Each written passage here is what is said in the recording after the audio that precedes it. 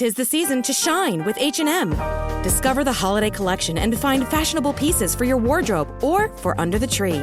Get inspired and dazzle with this year's glam. From tuxedo styles, bow detailed pieces, impressive prints, and more. From unforgettable looks to unforgettable gifts. With fashion finds to home decor, find it all at H&M. Treat your loved ones and yourself this season. Shop in-store or at hm.com.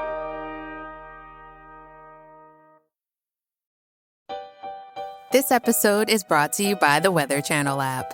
Did you know the app can help you forecast more than just the weather? With allergy tracking and flu risk mapping. So you know when to stay inside and load up on podcast. As well as air quality and UV indexing. So you know when to get outside, load up on sunscreen and podcast. Forecast more of what you love with the Weather Channel app. The kettle's boiled, Vic. Great. Perfect timing. Just a dash of milk for me, please, mate. Here you go. Shall we get started then?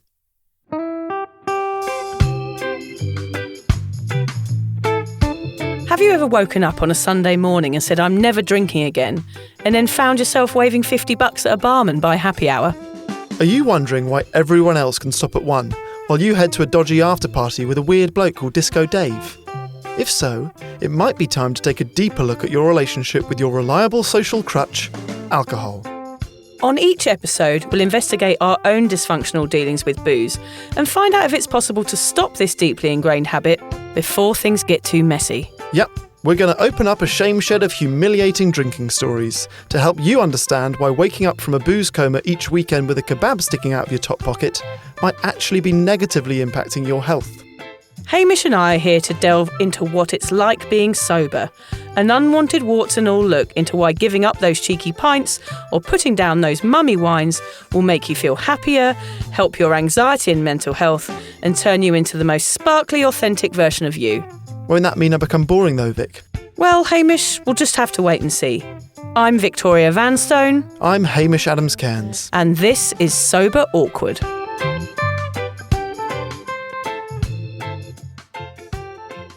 Hamish, can I get you a cup of tea before we start? No. Biscuit? No, thank you. What about a little back rub? Would you like a back rub?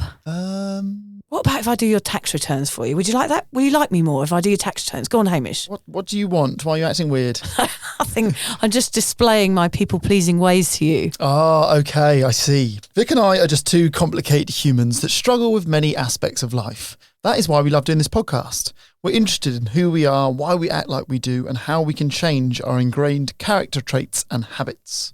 Yep, I'm a people pleaser. I know it. It's not right, and I hate it about myself. So in this episode, we want to look into this trait and unravel why it resides in some of us sober people. It kind of follows on from our friendship episodes that were so popular a couple of months ago. It's a phrase that comes up a lot on Sober Awkward. The term people pleaser appears in a lot of episodes. But what does it mean? And how does it affect us sober people? So today we want to find out more about what being a people pleaser is and if it's a positive attribute, a negative personality feature, or just being overly socially conscious. The reason we want to investigate this term today is because we throw this term around and both of us are unsure of the part it plays. I know Hamish would say he likes the way I call and text and run around like a lunatic and be everyone's friend, but I find this trait quite exhausting and sometimes quite disappointing. I translate it as being someone that is eager to make others happy, and I can't see anything wrong with that. I'm interested in when people-pleasing goes from being okay to overstepping the mark and becoming detrimental. Yeah, I know my people-pleasing comes from a good place, but I can see that it leaves me vulnerable at times. I think, Hame, this is going to be another one of those episodes where we're both learning on the go. So stay tuned as we try to uncover why we people-please and how not texting back can actually make you feel quite empowered. Not that I could ever do it. No, not could I. I couldn't leave a text back for like more than 30 seconds. Yeah. Have you ever been ghosted yourself, though? All the time. Lovely. Yeah. Sometimes people never text me back and I never see them again. And that's the end of our friendship. It happens all the time. Your face. All the time. Well, It makes me feel sorry for you Well, all at least the a time. couple of times a year. Yeah.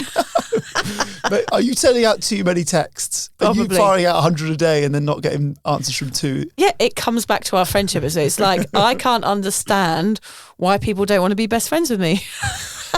It's really sad. Okay. You know that sounds like a cry for help. You know that people listening to this are going to reach out and I'll be your best friend, Vic. I know they are, yeah, so you can be. And I probably won't text you back either. It's No, kind of like she's got I've too many learned bad friends. habits. Yeah. Actually, don't do that because then I will feel like I have to be your friend and then it's just another thing I'm doing for someone else and I'm just too busy. So yeah, I would love to be your friend, but I don't have time. Let's just end it. Let's not even bother starting the ghosting relationship before it's even begun. Being a people pleaser does make me feel drained and disrespected at times. And actually, I'm fed up with it. I think I'm done being a people pleaser, as long as everyone's okay with that.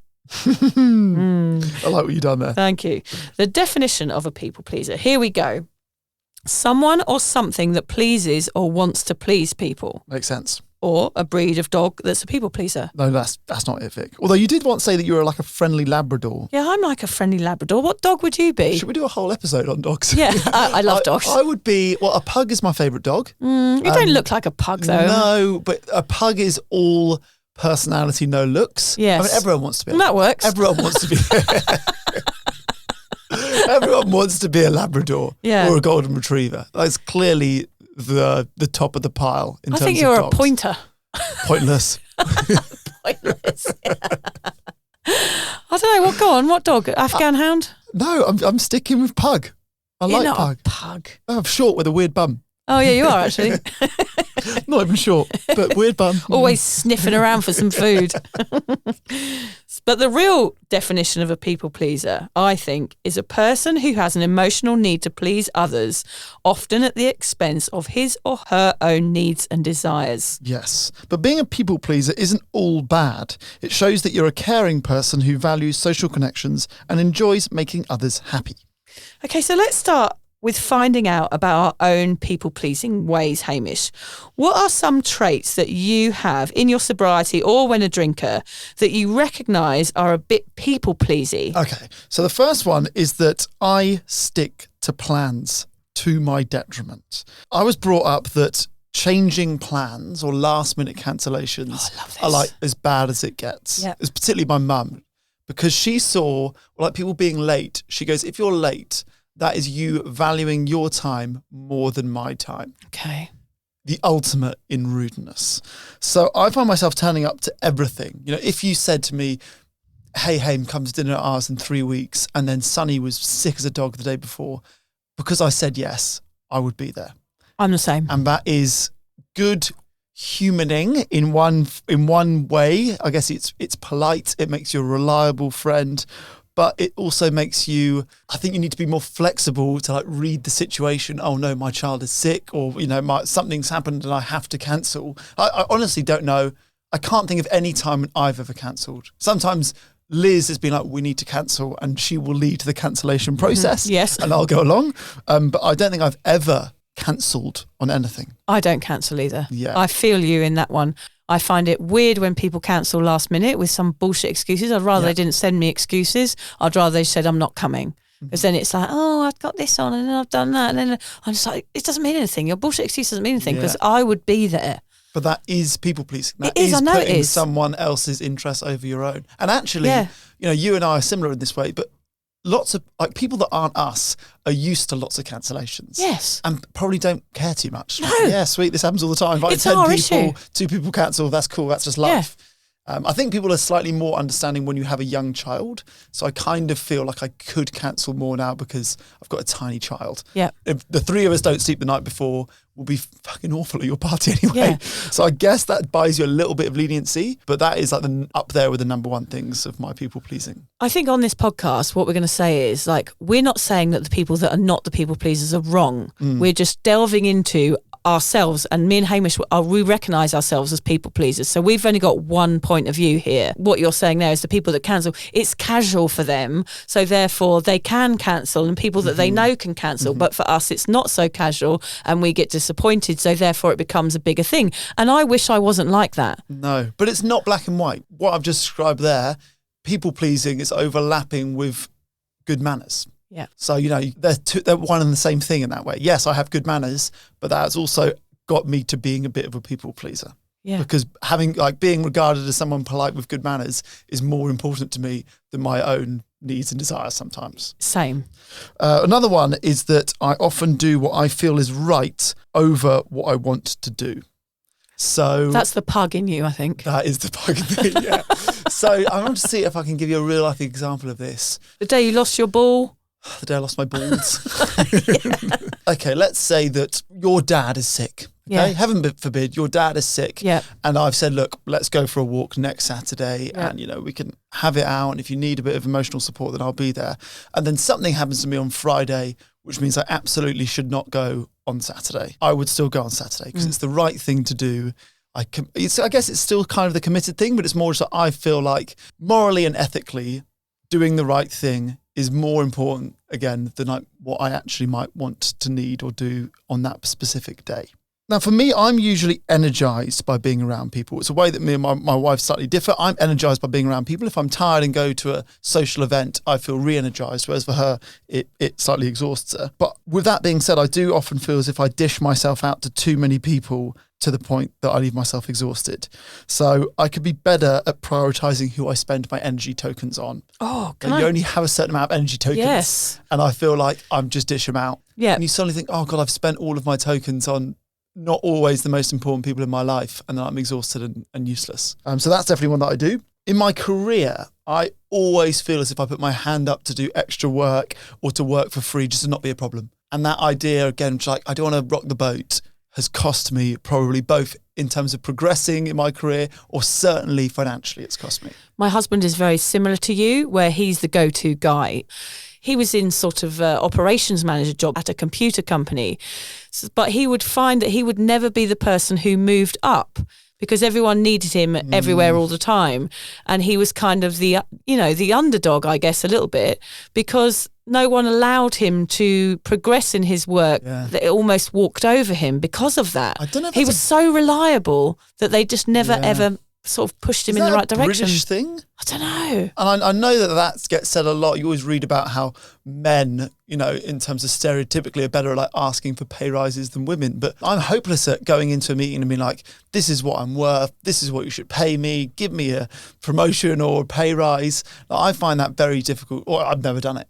I think he's similar to you. I wonder if it's a British thing or just, John and I might be similar. I think you are quite similar in that respect. I just think he didn't want to rock the boat. He always wanted everybody at his workplace to be happy, but it cost him financially. Yeah. In the end, he got fed up of being walked over all the time in every job that he was in and ended up working for himself, which works much better because it's up to him how he progresses then. So, yeah, it can affect all types of situation as people-pleasing, can't it? Well, the last point I wanted to make is that I rotate my socks so that none of them feel left out. Do you have this? So I've got lots of socks and I feel like I'm start using the same ones over and over again, and I feel like the ones that I don't use feel sad about it. So I will sometimes wear a different sock that's not my favourite sock or I don't even really like it and it doesn't go well with, I'm wearing shorts that day, it's a colourful sock. I go, well, it needs a run out. Okay, that's sock pleasing. It's sock pleasing. Yeah, it's different. Which is next week's episode. Sock pleasing. Sock pleasing's a different thing. I thought it deserved a mention. Yeah. Sock pleasing is something else that we won't talk about. Oh, no.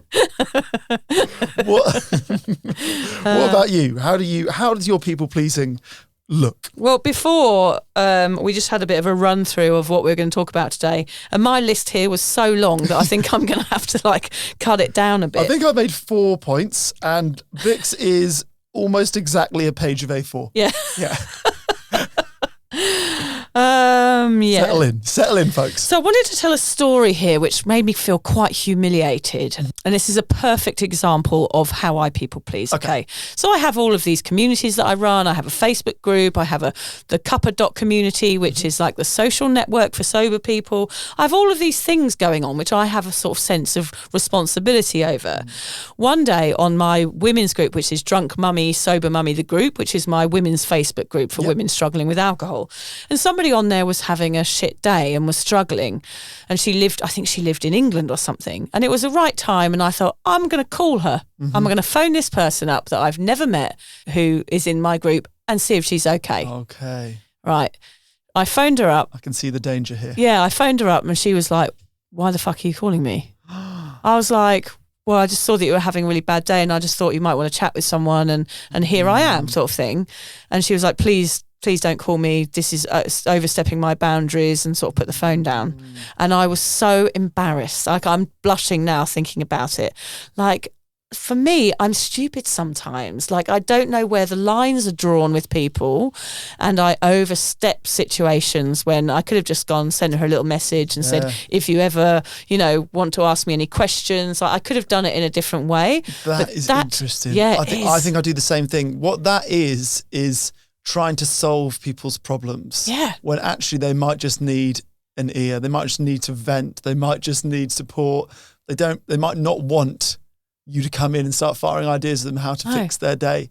I don't think I was even going to do that. I think I just was like, I'm offering myself as a sounding board to her, which I felt like was the right thing to do. 9 out of 10 people probably would have liked you to do that, actually. Right. I still think as an act, separate from the situation, how it played out, that was a good thing to do. But humans aren't that straightforward. No, they're not, are they? That is quite a story. Yeah, so that is a perfect example of the things that I do that are completely overstepping the mark and leave me feeling vulnerable. So I've put myself in a situation where I end up feeling like shit because I've tried to do something nice. And that, I just think I'm trying to do things nice, whereas in fact, people are like, oh, that's a bit weird, like back off. Yeah. Oh, it's really hurtful. It makes me feel sick even thinking about it. And that's not a criticism of them. No, it's not. Of course it's not. Totally normal way she to had react as well. every right to do that to me. And afterwards, I didn't email her again or anything. I just was like, oh, God, this is awful. Anyway, the other thing that I do, which is very common, is I over-invite people to parties. Okay. So I have a limit. Literally did that. I literally did that with 782 people on my Facebook page the other day, but that was an accident. But generally, if I have a party, I have a limit. So I say, right, I'm going to invite 20 people over. But then I see another person and I'm like, well, they would probably want to come. And what if they find out that I've invited that person and then they feel left out? So then I'm taking on the responsibility via someone else of somebody that I might know as an acquaintance to say, right, oh, do you want to come to my party? Well, I'm having a party on this day. So I end up inviting everybody. I'm like my mum. She invited her cleaner to my wedding. Yeah. I was like, why the fuck have you invited the cleaner? I don't even know her. It's interesting, actually, because you like hosting parties. You and John host fantastic parties at your house. But I actually think, as a people pleaser, hosting a party is a nightmare because I find that I don't enjoy it. If there's 4 or 5 people and you can have one conversation, I enjoy it. But if there's 20, 30, 40, like your parties often are, then you spend the whole night trying to talk to everyone. Is everyone mixing? Are they only speaking to their husband? Is that person having a good time? And actually, I don't enjoy that party. And a lot of people say they don't enjoy their weddings, probably for a similar reason. And I think being a people pleaser and a host of parties is actually a recipe for disaster. Okay, so having a party is like the epitome of what a people pleaser should not do. Yeah. Okay. Because that party I had a couple of weeks ago, like I tried to enjoy myself. So a lot of people didn't turn up. A lot of people didn't text to tell me they weren't coming. That's the first thing you said when I walked in the door. Yeah. You said 12 people have cancelled. Or more than 12 couples it might be. So instead of concentrating on the people that were there and having a good time, I was disappointed by the people that hadn't shown up or texted. Yeah. So I'm already putting myself on the back foot there. Mm-hmm. And then I spent the whole evening running around, making sure everyone was okay. I wasn't really present in the situation. And afterwards, I sat on the couch exhausted and just went, I'm never fucking doing that again. Did you? Yeah. But I loved it. Like some aspects of it, I relaxed and loved it because I saw everyone was having a good time and that made me happy. So there you go. Even just that one line there, I realised how I sound like a people pleaser. Yeah. Everyone there having a good time was enough to make me say, well, that was a good party. Well, I guess that on the other side of the coin, throwing a party is what people pleasers do. I want to be the host that makes everyone happy and they're all grateful for me for being the host of the party. It's really so it's sort of a difficult road to walk down hosting a party if you're especially if people don't turn up and like you feel like you've put a load of effort in. But then you've just got to be happy for the people that were there, which I was, and I love all the people that were there. I know, it's so weird. I'm really weird. Well, actually, you said your cleaner came to a wedding. At that party, the Airbnb people that rented the Airbnb on the opposite side of the street just for the weekend. I invited them. Yeah, I went over there. You are your mother's daughter. I thought it was going to be noisy, so I thought I better go and tell the neighbours and invite them if they want to come over for a drink. Anyway, of course, it was alcohol-free drinks, everybody. But maybe that's why people didn't turn up. That is a good thing, though. Perhaps people think that if they're coming to a party at my house, there's going to be no alcohol. But of course, people, I say bring your own booze if you want to drink, that's fine. But I wonder whether people are more conscious about their drinking coming into my house. Possibly, so that could be a reason. Sometimes I buy gifts for people I don't really know because I think it'll make them happy. Well, it would make them happy. Yeah, but it's not right, is it? Can you give me an example of the person that you know the least that you've bought a gift for and what the gift was? I took some Vegemite into the dinner lady at school last week because they had it on a list that was sent out in the newsletter and they said they needed Vegemite, so I went and bought Vegemite at the shop and then gave it to her. Oh, that's nice. That's a random act of kindness rather than a gift for a stranger. Okay, well, that's all right then. I'm trying to think of other gifts that I've given. I mean, I do it quite a lot. There's so many. I remember I gave Anita, hello Anita, when I had never met her. It was her sober anniversary for a year and I sent her a beautiful pair of earrings. Oh, wow. In the post. It's quite intense. Yeah. Oh, I'm so people-pleasy. Oh, God. This one is going to events I don't want to go to and on podcasts I don't have time for. Yes. I do it all the time. Do that all the time. I can't say no. I think, God, if people want to hear my story, that's what I'm here to do. And this week, I got up at 5 a.m. to be on a podcast in Canada and the woman didn't show up. Yeah. So there I was in my people-pleasy lounge on my own at 5 o'clock in the morning with no one there. Yeah. Always being on time like you, Hamish, means I wait around for people and get annoyed. Yes. Being too reliable. When I have my meetups, I always turn up and sometimes no one does and I end up sitting in a cafe on my own because I can't bear the thought of someone coming that has just given up drinking and someone not being there to meet them. I have that thought process all the time. I mean, so what I'm doing is let me just repeat this to you. I can't bear the thought of someone not coming and someone else having to sit in a cafe on their own. So you sit in a cafe by yourself? Yeah. You take the bullet. Yeah. So I sit in a cafe on my own because I can't bear the thought of someone else sitting in a cafe on their own. Oh my God, I'm not sure I want to go. I think I want to leave. I'm not sure I really want to go on with this because I'm finding myself slightly excruciating. Putting too much effort into events and realising no one really cares. Like, I don't know, whatever that could be, a lunch or anything or presents or whatever. I only partly agree with that one. Okay. Because you get the people that know parties or that host parties that really appreciate the little things. Yes, that's true. Yeah, my sister always notices everything I've done. Yeah. When she comes around, she's like, oh, you put that up and you did that. And it's like, oh, yeah, someone notices. Overcooking. This is another trait from my mother. If there are 5 people coming, I cater for 20 because I can't bear the thought of somebody not having enough food or being hungry when they've come into my house. And I used to be the same with alcohol. If someone was coming around, I couldn't bear the thought of saying, oh, sorry, I've run out. So I'd make sure I'd have loads in the house. Checking follows and likes on socials. We're going to get into that a bit later on. Yes. Very toxic, but I can't help it. One loss, I'm wounded. I know. This morning you said, I did a post and I lost three followers. I've got no idea what the followers are. Yeah. I don't track it, but it's an addiction. It's one addiction from the other. We're going to do a whole podcast about that. We will. Always replying to text straight away. We've talked about that one. Feeling anxious about friendships a lot. Assume everyone hates me a lot of the time. That's just my guess. Spend time with people that just want something from me. Right. I do that a lot nowadays, which I'm trying to be better at. Getting much better at all of these due to my sobriety. But I do still have these weird habits. Well, you say they're weird. I think anyone listening could relate to at least one of those points each. I'm hoping so. Yeah, I reckon everyone's got a little... If you don't have any kind of people-pleasy characteristics, you're probably a serial killer. Yeah. I mean, who doesn't want people to be happy? Yeah, true. It's kind of like a psychopathic thing if you didn't want someone to be happy in some way for something. Or you're just very egocentric and very narcissistic. Yeah, interesting. Anyway, sorry if you were listening and thought, I don't have any of those. We've just called you a narcissistic psychopath. Yeah, sorry about that.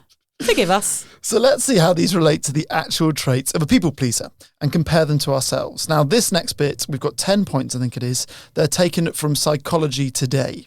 Vic, I had to bring in the big guns for this one. Yeah, Psychology Today, that sounds like a very big, important thing. Yeah. I'm going to get a pen and paper out now, Hamish, because I think a few of these are going to describe probably both of us. Yeah, we'll see what our score is. I reckon our score is going to be... 10 out of 10. It's going to be above 9. Yay! Yeah. Okay, so you go with the first point. Oh, yes. You pretend to agree with everyone. Yep.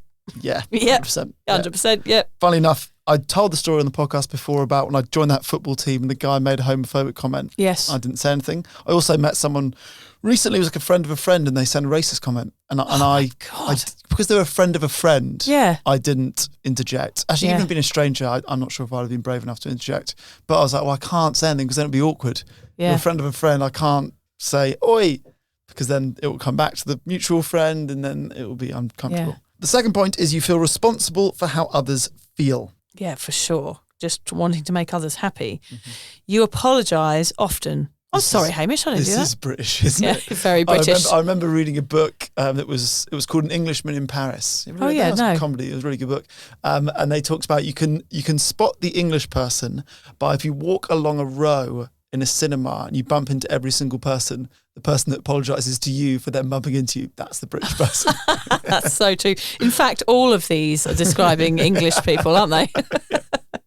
You feel burdened by the things you have to do. Okay, That's yeah. sort of doing It's things interesting that that are that filters into people pleasing, isn't it? Because that's so me. You can't say no. We both have that part. Yeah. That should be worth more than 1 point. Yeah, that should be like double points. Yeah. You feel uncomfortable if someone is angry at you. So I true. already said this about arguments on the last podcast. You act like the people around you. Now, I used to call that being a social butterfly or a chameleon or all of these things. Like you're trying to kind of morph mirroring, yourself. Or mirroring, morphing yourself into a different character so that everyone else is happy, which is something I did throughout my drinking years. And even in sobriety, I still go out now like you do, feel this responsibility that I have to be this fun person in front of people and faking it a bit just to make other people happy. Yeah, I think it's easy for that to be labelled a bad thing. I kind of love the fact that I'm able to get on with a wide range of people. Yeah. And I guess one of the ways that you do get on with a wide range of people is maybe by acting a little bit like them. I hope it's not. I hope it's more that I just have a open mind and I'm open to people, but I guess slightly changing your personality depending on who you're hanging out with can help you have a broader range of friends. What you're describing there, okay, which I'm just realising as you're talking. So when I meet someone for the first time, I try and find a commonality. Yeah. So with you and I, it was that we'd both lived in France and gone to clown school, random thing. Sure. But whenever I meet someone for the first time, if they tell a story and it's interesting, then I will tell a similar story. Yes. And my friendship or relationship with that person is based upon our likeness and how common we are and how much our pasts relate to one another. And I think I do that not so much for them to like me, but just so that they feel comfortable with me and that they relate to me. And, you know, we went to raves in the 90s or we went to this school or we lived in this town. I'm always trying to find a commonality in people, which is why I get on with people. Yes. And I don't know whether that's a good thing or a bad thing. It feels like a good thing when I'm doing it because I'm trying to find something within you where we can connect and that makes me have a deeper relationship with someone. Whether that's a good thing or not, I don't know. I think so. I think that's the basics of making friends. Is early on try and establish a common something you share and then exploit it. You know, I go think, from there. I think that's sort of the basic. I don't think that's a bad thing. I don't think that's necessarily being a people pleaser. I think that's just being socially intelligent. Okay, good. Right, well move done. on. Well done. Thank Bury you. that one. You need praise to feel good.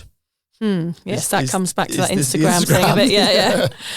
You go to great lengths to avoid conflict. We both do that, don't we? Big time. Yeah. I think I said on the last podcast that I'm not argumentative. It's probably more that I just hate arguing so much that I will just go, I agree with you, or you're right, or any way to deflect away from an argument or a conflicting situation. But again, Hamish, I don't know whether conflict ever is a good thing. Like I argue with my husband probably once a year. Yeah. It never feels good. It never solves anything. It leaves us both feeling like shit and it doesn't get anywhere. It's just pointless. So okay, well, then let's separate arguments with conflict. Okay. I think disagreeing with someone and letting them know that you upset me when you said this and I disagree. You know, if someone says something racist, I disagree with that point of view. This is why you need to change your ways. Or, okay. You know, I think conflict is good. Arguments, I feel, is a loss of control. I think you can have a disagreement with someone without it escalating to an argument. Okay, well, that's very true actually. Yeah, so it's just you standing up for what you believe in any social situation, perhaps. Yeah. You don't admit when your feelings are hurt.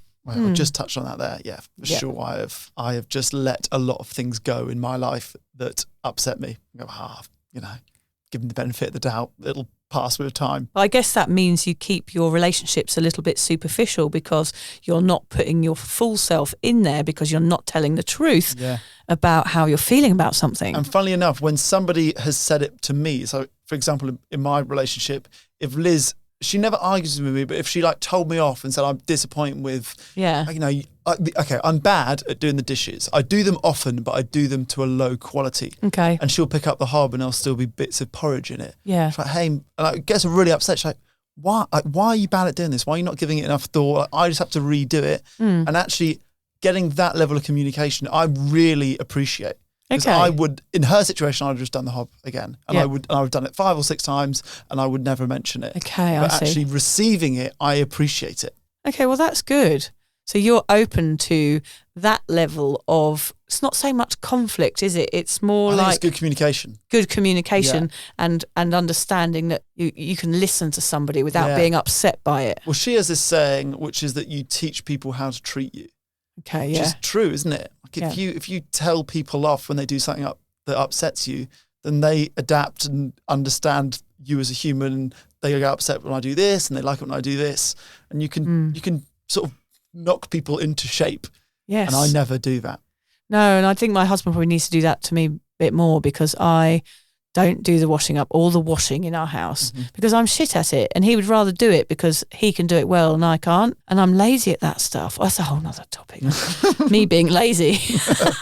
Vic, today we're going to discuss Vic's laziness. So next week it is people pleasing to socks, sock pleasing, and then we'll do Liz is lazy. Vic is lazy. Yeah, Liz is lazy, yeah. Don't get me into We'll trouble. call it Liz is lazy. So what causes us to be like this? I found out that the main reason for people pleasing is actually low self-esteem. Okay. People who feel they're worth less than others may feel their needs are unimportant. They may advocate for themselves less or have less awareness of what they want. They may also feel that they have no purpose if they cannot help others. What do you think, Hamish? I don't know. I don't think of you as having low self-esteem. No, for my personal people pleasing, it's not connected to low self-esteem. So for me, it's more, I think, weirdly, about manners. I was so drummed into me as a kid about the importance of having good manners. I think that good manners often is actually acting or saying something to please someone, even if it's not genuine. Okay, yeah. Opening a gift that was crap at Christmas and thanking them. Somebody serves you a meal and you are grateful for it, even if it's not a good meal. Or the best is you stay at someone's house and you come downstairs. This actually happened to my cousin. No, something to my cousin. He had a girlfriend for a long time who was just very honest. So they stayed at my uncle and aunt's house. They came downstairs. My aunt asked a question you always ask anyone that stayed in your house. How did you sleep last night? She went, badly. Oh. She goes, the bed is not comfortable. Oh, I love it. My bed at home is more comfortable. Which is incredibly rude, but also fair enough. That's honest. Like, he's having good manners, just lying sometimes. It is, yeah. It is, right? Sometimes Which it's is just basically lying. what people pleasing is. I need to ask you a question. Go. If you went out for dinner, okay, and the staff were lovely and they were all friendly and they were just the nicest people in the whole world, and they served you some food that was disgusting, that was off, and it was like a smelly bit of salmon and some soggy chips or something like that, for example, would you complain? No. Oh, see, I would. Even if they were horrible waiters, I don't think I would send the food back. Oh, really? I don't think I would, no. Okay, so maybe I don't people please in that situation because I like good food, and I don't like being served crap food. That's an interesting one, because who are you offending when you send the food back? It's the chef or the kitchen staff. You don't even meet. You don't even see them often. It's an English thing again. I don't want to upset them. Yeah. You don't even know what they are. You don't know what they look like, what kind of people they are, whether or not they put in any effort with the food. They might be a horrible person. Yeah. I used to go out whenever we were kids. We were lucky enough to go out for dinner all the time. We went, and went to nice restaurants and things. And they used to complain every single time. Wow. Yeah. And me and my sister would be like hiding under the table, and we were so embarrassed. But I find myself doing that now. So I'm not very people pleasing in that respect, funnily enough. The one thing, we've discovered, the one thing I'm not people pleasing about. We never went out for meals when I was a kid. My dad's deaf. Yes. So restaurants are a nightmare for him. 'Cause he Oh, can't yeah, hear too anything. much background so we never, noise. ever went. So I've never seen people complain about food. I don't So think your I dad, don't- they're not complainers, your Oh, God, parents. no, No, there's they're not. not, Well, are actually, they? no, my mum doesn't mind a bit of conflict. Okay. Which makes me die inside. Yeah. Yeah, if she can, if there's a long line at an airport, Yeah. she'll let the staff know. And I literally just crumble inside. I can't even make eye contact. Yeah. And that is because you're a people pleaser. You don't want to see people offended by you or by a parent. Yeah. True. It's happened throughout our lives. It's so interesting. Another way that I think, or like maybe like the birth of my people pleasing ways might have been through going to a boarding school. So I was sent away to boarding school when I was 9. I was 10. And this is not a boarding school as bad story, because I had a wonderful time at boarding school. It happened to work for me. It doesn't work for lots of people, but for me, I thrived and I loved it. But one of the things about going to a boarding school from a very young age is you have to live with people in close proximity that you don't get on with necessarily, which never really happens the rest of your life. You typically choose housemates that you get along with. You might be in a house share of people that you don't know, but typically we choose our housemates, and you have to get on with people that you live, it could be sharing a bunk bed with.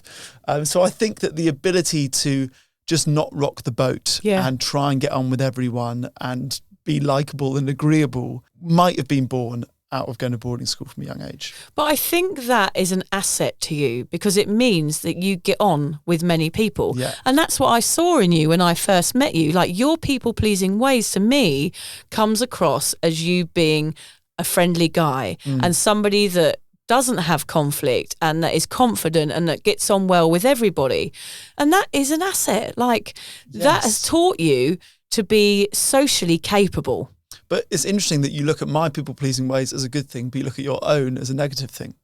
I know.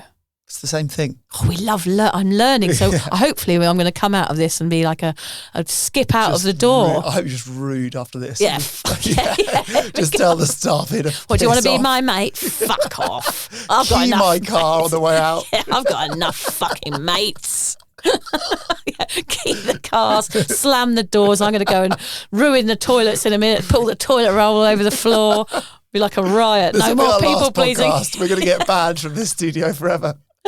Knocking drinks over. Yeah, become nasty. What about you? What do you reckon was the cause of your low self-esteem, or if it was that or your people-pleasing ways? I definitely agree with you about the English manners. Yeah. I think I went to a posh private school in England for a while and I've told you before, we had to like balance books on our heads and learn how to fall over like a lady. So manners were drummed into us from a very, very young age. There were certain rules that we had to adhere to. We had to bow and curtsy at our headmistress. Like we were big on manners. And my parents actually do a video after this of you. See if you still have that skill. Oh, yes, we're the going to books. put some books. Yeah, we're going to do that. We could do that. That's good. I would say it's unlikely. And I might break my hip. Yeah. But yeah, I think manners is something that definitely comes into it. I just want people to be happy with the way that I act. Yep. Yeah. Some childhood stuff comes into play a little bit as well. People pleasing because being a little bit bullied at school and not fitting in. I think that plays a part. I think wanting to prove to parents that we're successful, that comes into everyone's lives. We want to please our parents. So that is an aspect of people pleasing, even if it is someone that you're related to. I did think that my parents might be disappointed in me if I wasn't as fun as them. So, and that continues throughout my life now, whereas I worry my parents in sobriety think I'm probably a bit boring and I don't really know how to have fun anymore. That people-pleasing part of me feels like I'm letting them down because I'm not drinking. Don't you think, as a parent, don't give a shit if your child is successful or if they are fun in your eyes? Really, you just want your children to be happy. I want my child to be a good person. But whether, you say, I want my parents to think I had a successful career. As a parent, you don't care. But as a child, thinking of what your parents think of you, you do care. Yeah. I think they're from a different generation. Like my parents do care and all they want is for me to be happy and that I'm loved and that I have a stable life, I'm sure. And it's just me. It's just me wanting to please them. It's nothing to do with them, I don't think. Yeah, interesting. I think it's me making up stories in my head about how I should be and how I thought I would be, and load of old bullshit, to be honest. Probably is. That caused a preoccupation with people liking me, so that has repercussions. I feared people talking about me all the time. Yeah. We often think people are talking about us, but of course they've got better things to do. So rarely do people. And actually, if people are, it's such an unattractive trait. If ever I go hang out with someone and they're just gossiping about friends, I'm like, oh, this is, one, a boring conversation. Yeah. Two, it makes me trust you less because I'm scared that you're going to be gossiping about me when I'm not so there. So true. It's like, oh, it's such a negative, spiraling, horrible trait that someone just sits around. It makes you not trust people when people are gossipy. Yeah. Yeah. If people comment on people's body, for example, like if I've been around someone who's mentioned that someone's weight or mentioned the way someone's looks, or I always feel really, really uncomfortable because I do not think it's right to mention how people look. Yeah. Even if it's good or bad, I just think, well, what does it matter what people look like to you? I think that's why also I love my group of mates that I have at the moment, like my Majimba mums, like Emily, I'll say hello, Emily, Michelle and that, and people like that, because we don't talk about people. It's almost like an unwritten rule that we've had. Like occasionally we might vent alone to each other, but nothing bitchy. I think that's a nice group of friends to have, is when you don't have to sit around. And it's kind of a trend, isn't it? Like a cultural trend for women to sit around and gossip about people. Well, I think the reason why is because it's kind of, we talked about, establishing something you've got in common with someone to become a friend. Finding like something that you both hate, I think is the easiest way to connect with. It's the laziest way to connect with people. True. So when you start a new job and you both slag off the boss. Yeah. Like that's such basic connection making. It's so low level. Yeah. And it's easy and it doesn't take any energy, and you can just say negative things about someone agrees, and then you form a bond. And I think it's just bad humaning in my eyes. Yeah. And I think we're learning as a society that being horrible about anyone, it's self-reflection. Exactly. It's just you pointing the finger back at yourself saying, oh, they're horrible, and I'm comparing myself. And that comes on to my next point, actually, which is about being the perfect mum. I think when you become a mum, that can affect your self-esteem because of all this comparison that goes on, and why can she cope, and why has she got the best food and the best pram and the best cotton wraps hung over her shoulder, all of those things. And the best behaved kids, all of those things. And I think sometimes I try to impress other people with things that I'm not really doing, like I make up things because I can't reach the expectations of others in my parenting. Like some people are really good parents, it seems like, and especially on Instagram when they're all in matching pajamas or they're all eating out of perfect bento boxes. And it's a fake reality. People pretending to be the best parents ever, and it makes other mums feel not worthy. Well, I think you're actually very good at sharing verbally in conversations and also on your social media about being like struggling with parenting. Yeah. I think that's something you're good at not doing. You don't paint this perfect picture of parent life. I do the exact opposite. Yeah. That is my plan with my, my Instagram page, which is at Drunk Mummy, Sober Mummy. Yeah. Even the name, I'm saying, look, I am not fucking perfect and I struggle and I find parenting really, really hard. But again, is that sort of people pleasing by saying, look, No, I'm not letting you say that. Okay, no, all right. No, that's I'm not gonna... No, the perfect mum point is void. You are better than that. Okay, good. So just by reading those and kind of saying it all out loud, I realise I'm just trying to sort of impress strangers, and I'm putting my happiness in the hands of others, which isn't a good idea, is it? Yeah. Holy shit. It's going to be a real huge realisation, this podcast today. It is, isn't it? Yeah. That is basically it, people pleasing. Like trying to impress strangers. Yeah. Your friends and family love you. Yeah. People who are like still making up their minds or don't know you at all, doesn't really matter. What, people that I call on Facebook that I've never met before? Yeah. Why do I let that affect me though, Hamish? Why do I let that affect me?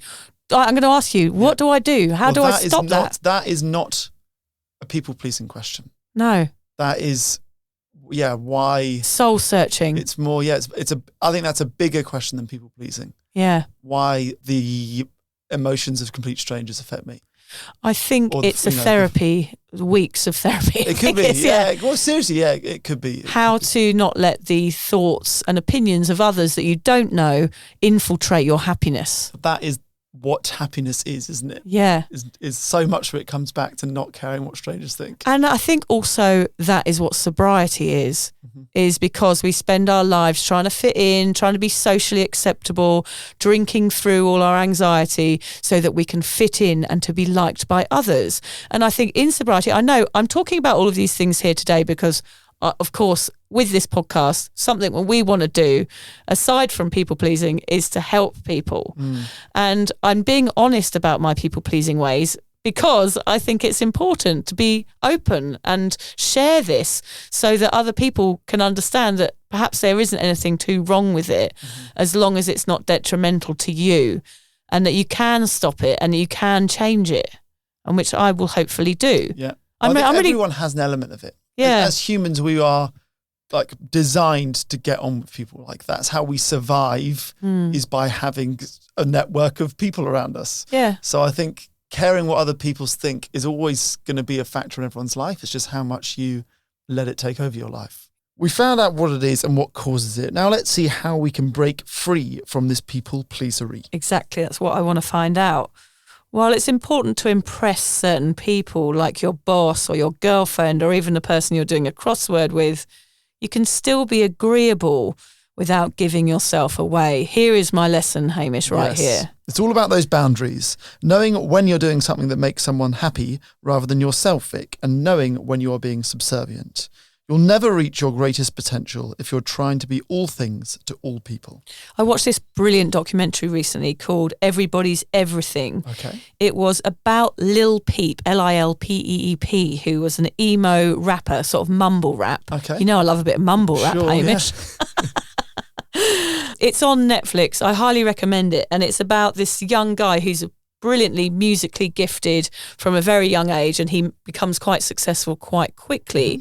And with that, he's trying to keep all of his mates happy, and drugs get involved, and he's giving his friends drugs, his friends are giving him drugs, and his people pleasing gets completely out of control, which is why it's got that title, and it ends in his demise, which is extremely sad because he's a hugely talented young chap. I really recommend watching that. I'd love to hear your opinions on it on the Cuppa community, because it's not only a documentary about the downside of fame, it's about how trying to make other people happy can actually affect you. I know I'm much better at dealing with people pleasing since I got sober, but of course it does rear its ugly head at times, and I do find it quite perturbing.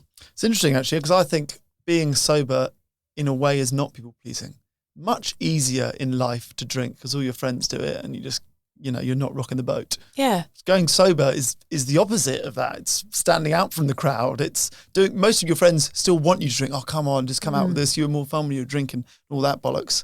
And going sober sort of go, no, screw you, I'm doing my own thing. I'm wondering whether my people pleasing might be hormonal. Like, I think there's just happening once a month? I think there's certain times where I'm more people pleasy than others, because most of the time I feel like a sober rock star, Hamish, and I'm like, yes, I'm doing something that's against the grain. I don't care what anyone thinks about me. This is the best thing that I can be doing for myself, and I'm very confident in it. But then there's other times where I feel very vulnerable, and come to think of it, I do think it could possibly be a sort of hormonal thing where I put myself in situations where my heart is more easily damaged. Yeah. And that often is where my brain is when I'm going to have a period or something. Sure. Sorry to talk about periods. That's all good. That's all good. Well, I guess that's important. If you do know, hey, it's this time of the month when I feel this way, then you can act around it. You go, okay, this is just my hormones. This is not my normal thought process. Yes, always put your dates in your diaries, people. I do need to do that a bit more. It's a female thing. Like, to know when your period is coming is a really good thing. I'll put your dates in my diary too, so I know. Ignore that text. Ignore that one. I think that's probably a very good idea. Dear, oh dear, that's so funny. Yeah, hormones can affect mental health, and of course people pleasing can as well. It's tiring worrying about what people think. I am going away on holiday, Hamish. Yes. I'm going to go away for 6 weeks. And one of the things that I'm going to do while I'm there is that I'm actually leaving my phone behind. Yes. Because one of the things that I get very weird about is numbers on Instagram, which we mentioned earlier. And actually Happy Without the Hooch did a good post about this yesterday, about saying how it's almost like another addiction and that you need a hit all the time. And the numbers are the hit. And if you don't get the hit, then you've got to create more content. And I think this is a cycle that a lot of people will be in. It is. It's still dopamine. That's what you're getting from social media, which you also get from booze. Yeah, it's a very, very similar thing. And I feel like alcohol, I feel like I need to give it up for a bit just to prove to myself that I can do it. And I think that is going to be a good part of my people-pleasing lesson here, is that I'm going to be able to do something that frees me a little bit from the pressure, the social pressure that I feel quite a lot. Because when you have an Instagram account that's popular, you feel responsible and that you feel like you have to give people the information they want because they've followed you. And it's like this really fucked up cycle. Yeah. Like you feel like you have to do something for people that you've never, 8 or 10,000 people you've never met before, who probably just scroll past you anyway. It's very weird. Well, that came up when you and I went and did our holotropic breath work. You came up to me at the end and went, God, I've realised my focus is always on, I need to do this X amount of posts, or we need to keep in touch with the couple members or whatever it is. And I'm neglecting spending quality time with my family. And I feel like that day you were like very black and white about it. And that was probably 2 or 3 months ago. Yeah. And then you find yourself falling back into old habits. And now it's like, right, 6-week holiday, no phone. Yeah. So it's sort of a cycle, isn't it? When you find it's a yourself rock bottom. into it. Yeah. It's a rock bottom, like with alcohol. It's like, I cannot do this anymore. And what it is, it's my people-pleasing ways, taking responsibility for people I don't know, which I shouldn't do. I can't save people. I can't make people better. But I feel like my posts, I feel like, well, maybe that might help one person. So therefore I continue doing it. But I've realised now it's affecting me a bit negatively, and it's kind of depleting me of some of the things like in my family. Like we talked about yesterday, I went to Hamish's house where we had a meeting and it was my daughter's birthday. Yeah. So in that situation, our meeting took priority over me going out for dinner with my kids that night, which is wrong. This has happened to both. I think even we just realised 5 minutes before we started recording this podcast that the podcast itself is a people pleaser thing for us. Yeah. We spend more money on it than we make. Yep. And in terms of the time we put in, Vic missed her daughter's birthday evening. I do a day a week when I don't do my actual job that earns me money, and I instead do this, which doesn't. And we know that it's doing a good thing. We know that it's the right thing to do and it's helping people, but you don't think of what it's taking away from you, which is your daughter's 7th birthday party. So even the podcast itself, which is very meta, on a podcast about people pleasing, the podcast itself is the people pleasing thing. Yeah. Even this is an aspect of people pleasing. I mean, Hamish and I would do this podcast no matter what, but like we recognise, like we love to delve into this stuff because it helps us recognise some of our wily ways, doesn't it, Hamish? Yeah. It makes me realise that I do need to have 6 weeks off. I need to have a total time out. I'm not taking my phone. The kids aren't allowed any devices. I've actually borrowed a digital camera off someone so that I don't even have to take photos on my phone because I know that will lead me into looking at stuff. So I'm just going to have 6 weeks of beach action, family time, and regenerate. How are you feeling about it? Are you excited about that 6 weeks off, or do you have elements of nerves or anxiety about the fact you're not going to be doing the posts and worrying about cuppa? No, I have scheduled some posts while I'm away so that I, whatever, if people want something, there it is. But I am absolutely looking forward to it. 100%. And do you think you'll enjoy it for the duration of the 6 weeks? And any days you're like, oh. No, I'm giving it over. I'm giving it up. Awesome. I'm giving it up for 6 weeks and I'm looking forward to it, and I need to do it. I know I need to do it. It's breaking a chain, which is just getting too heavy. It's too much of a burden on me. I'm trying to look after all these people all the time, so I need to break it. We will have this conversation after the 6 weeks and touch base and see how it went for you. Yeah. It might completely change the way you go about social media and cuppa and all that forever. Hopefully. I think, Hamish, it will be the next episode, actually. Yeah, it will be. Yeah, it'll be the next episode when I'm back. So it might seem like I've been gone for a week, but I'll actually be gone for 6 weeks. So we're magic like that. We're like magic elves, aren't we? So yeah, it's so interesting how it affects our lives if we really look deeply at this topic. It's huge. One of the best ways to change a behaviour is to take time out and reassess, like Vic is doing, a bit like we're doing here, and take small steps into reframing your habits. Start by getting out of the people-pleasing practices by saying no to something small, express your opinion about something simple, or take a stand for something you believe in. Each step you take will help you gain more confidence in your ability to be yourself. Now, we reached out to some Cuppa members to ask them about their people-pleasing ways, and you all got in touch with some amazing answers. So we've got quite a few, and we'll take it in turns going through these. Do you want to take the first one? Yeah, so Danielle, she said, doing behaviours that are not in my values to make someone else feel better. Yeah. Well, that sums it up, doesn't it? That is it. Anna, she said, when someone does something shitty, I go out the way to make them feel better about it. I think it's a defence mechanism. It's exhausting. Gosh, it is exhausting. I hear you, Anna. Mel says, constantly saying sorry, even when it's not my fault. She's got to be British. Yep. Rachel, considering a drink so that I make someone else feel more comfortable about their drinking. Madness. Gosh, I used to drink. Wow. Yeah, I used to drink for other people sometimes. Really? Because they wanted to party, even though I didn't. I thought, well, I'll make them happy by carrying on and joining in, even if I was hungover or anything. It does come back to drinking a lot of the time. Does. Sarah said, I'm a wee bit confused because I also predominantly text back straight away as and when I see the message because my phone is permanently on silent and I'm always on time. But isn't that just basic courtesy rather than people-pleasing? Yes, that's what we hope we've covered that this episode. We've talked a lot about manners. Miranda, I want everyone to like me and struggle with people not liking me. Gosh, yeah. So hard to make everyone like you. It is. We've got to accept that we can't make everyone happy and not everyone's going to like you. Yeah. Daisy says, caving in arguments to allow the opposer to get the win. Yes, Daisy. Yes, because of my low self-esteem. Nathan, probably by volunteering to do complicated or lengthy projects for people before or even if they haven't asked. Yes. By the end of the project, I'm resenting them for accepting my offer. That's you again, me isn't again. it? Yeah. Getting involved in some big thing by just going, oh yeah, I'll put my hand up for that. I'll help you out. Yeah. And then it just becomes this huge thing and you hate everybody. You don't think about what it takes away from. Yeah. Think, I'll do the extra work. You don't think, that's an hour less a day with my family. Or I can't do the cooking or the cleaning or whatever it is. Yeah. Last but not least, Bridge says ego, insecurity, overcompensating for deep, vast disappointment in myself. Wow. Yeah, that's a little... Gosh, so they're great comments. Thanks, people. I just want to recommend if you are struggling with any form of alcohol misuse or just questioning your intake, go to www.cuppa.community because that's where we hang out, isn't it, Hamish? Yes. That is the Sober Awkward community, and go on there and you can even get some Cuppa teas, which is at the Cuppa shop on there. So I've made some teas for sober people, so go on and buy them. So from everything that we have discussed, it feels like people-pleasing stems from a basic lack of self-esteem. I feel sad admitting on this podcast that this is something that I suffer from, but I'm just trying to be honest. I think sometimes people hope that everything gets better when you stop drinking, and most of it does. But I must say it also reveals a lot. I mean, I would never look into this, Hamish, would I? I would never be discussing this if I wasn't sober. Absolutely. I would just be continuing being a people pleaser, whereas at least now I've got some form of self-reflection. It means there's always work to be done. Personality, idiosyncrasies that I am trying to fix.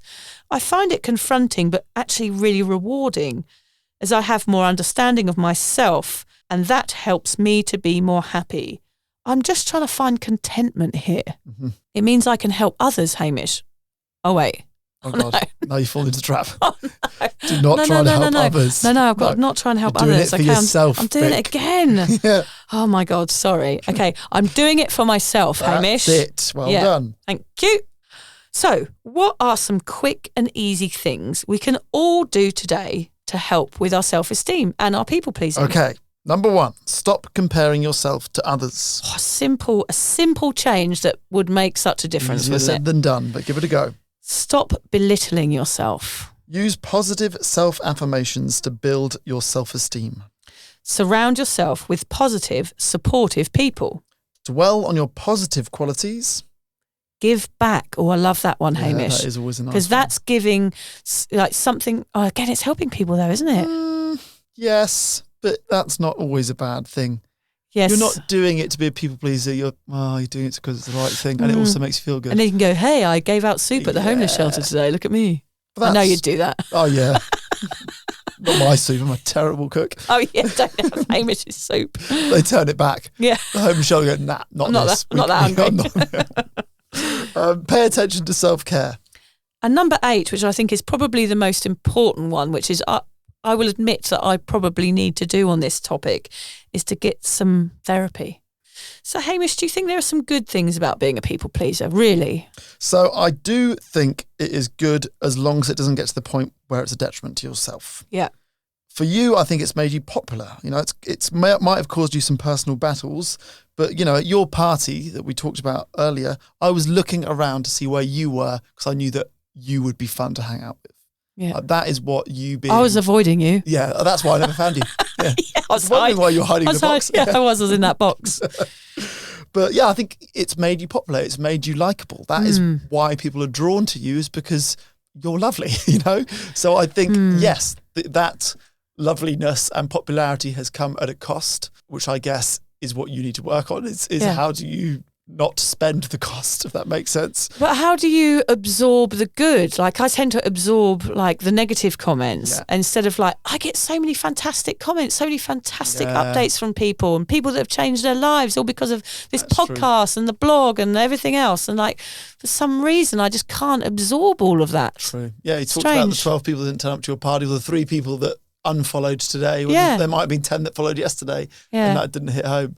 Am I making myself sound like a bit of a wimp? No, because everyone's like that. Okay, good. I think loads of people will be able to relate to that. Okay, good.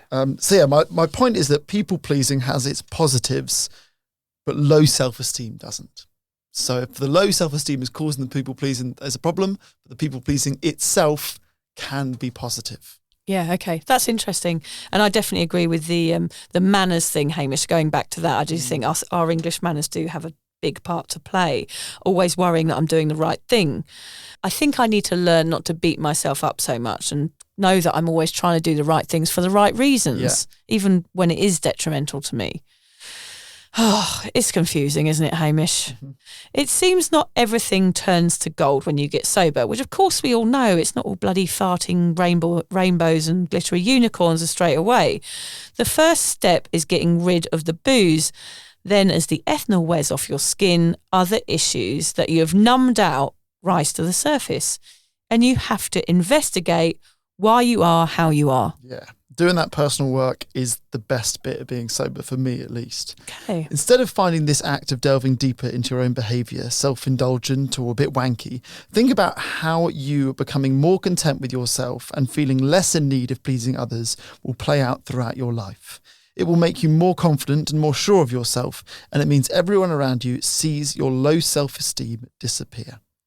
That's one thing that sobriety gives you, the ability to change and grow. You now have time to find out why you act in certain ways, be it a people pleaser, an introvert, or someone that smiles like a Cheshire cat all the time, like Hamish. Yeah, well, don't always believe the smiley face and holiday pics though, folks. Check in a little bit more. Yeah. I was believing your smiley face. You're not happy all the time, Hamish? Miserable. Oh, yeah.